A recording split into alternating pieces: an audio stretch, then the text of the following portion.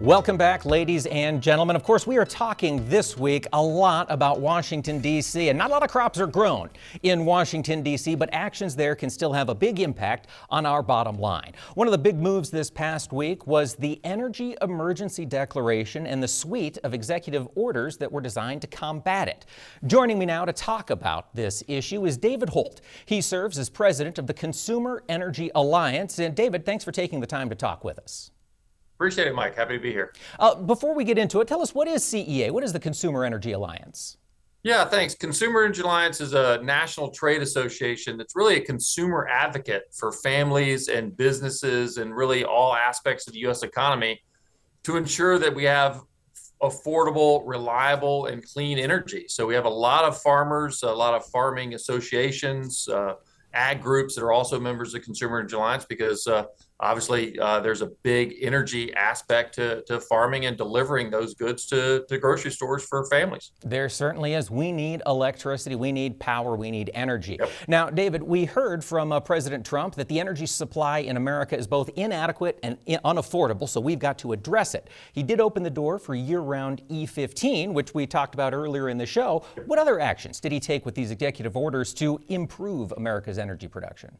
Well, the big thing, as we've seen this week, he's been signing a lot of executive orders. On energy, he's declared a national emergency, which opens the door for secretaries of Department of Interior, Secretary of Energy, FERC, other federal agencies to take their own executive orders or secretarial orders to, for example, open up the Gulf of Mexico again. The previous administration really had a de facto ban on energy development in the Gulf of Mexico offshore. So that's abundant oil and natural gas.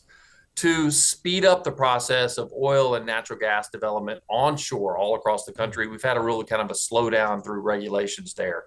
Pipelines, transmission lines, infrastructure needs that we need across the country to ensure that that energy is getting from the places where it's being developed or coming online with wind and solar, things like that, to places where we all live. We see, because of gasoline prices, because of diesel prices, our electricity prices are 30% higher today than they were just a few years ago. And what energy does for an inflationary, the inflation issues that we've all experienced, all of that has a ripple effect throughout the whole economy. So the president's certainly signaling that he wants to get serious about energy policy, wants to drive the economy, wants to get the farming community going again to ensure that we have the economic wherewithal to do what we need to do and deliver products to market and to the grocery stores that need to be delivered. So it really ripples throughout the economy, and it's pretty exciting times if you're in the energy sector to really look at this and look at the potential that this has for the overall economy. Absolutely. We'll see these things coming into fruition over the coming weeks. But you mentioned we've already seen a 30% jump in electric prices over the past couple of years. David, this is something that has me very concerned. I know recently, also this week, we saw President Trump put a big push towards an AI build out, and it doesn't seem like we have the power to get us there, do we? You know, that's a great question. We talked about affordable energy, and energy prices are higher, gasoline, diesel, electricity. But when you get in the reliability space and you start looking at AI and AI data centers and Bitcoin and all these really energy intensive industries that are right on the cusp in the horizon for kind of changing our overall economy. And if you think about it, one Google search, for example, uses 1 unit of power. An AI Google search uses 10 units of power, 10 times the amount of power. And in just a few years, every single Google search we all do, and we do a lot every day, is going to be an AI Google search. So the amount of power we're going to need, not only to power our current economy, but to power the new economy with data centers and Bitcoin and these other electricity intensive industries, is really the key. And I think the president, in a way, is signaling with these emergency executive orders, these emergency declarations, that he wants the country to get ahead of that.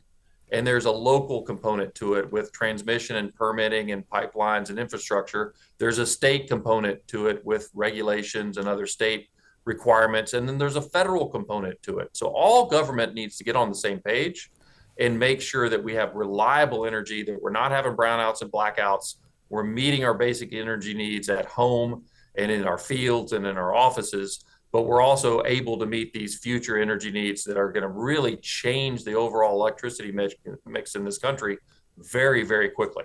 They are. I mean, I've heard some reports say as quickly as by 2030, just in 5 short years, this AI could be consuming 12 to 15% of our total power generation. So, David, so from your perspective in the energy industry, this relaxation on permitting should enable us to help build the power generation we're going to need over the coming years. Is that right? It absolutely should, and it might even be faster. Some of these data centers are being built now. So this is coming online now. This is in real time. And we need to make sure that we have what's called dispatchable power, which is kind of always available power, which is really now natural gas. So making sure that we have enough natural gas that we're developing here at home and that we're getting that natural gas to the power sector so that it can provide the electricity.